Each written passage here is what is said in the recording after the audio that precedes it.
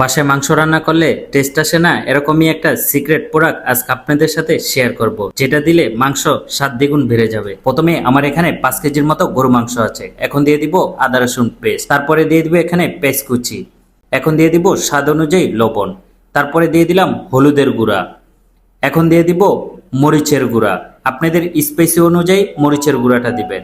এখন দিয়ে দিব জিরার গুঁড়া, তারপরে দিয়ে দিব ধনিয়ার গুঁড়া, এখন দিয়ে দিব গরম মশলা, এখন দিয়ে দিব আস্তা মশলা, এলাচ, দারচিনি, তেজপাতা, তারপরে দিয়ে দিব সয়াবিন তেল। এখন মাংসটা হাত দিয়ে ভালো করে মাখিয়ে নিব।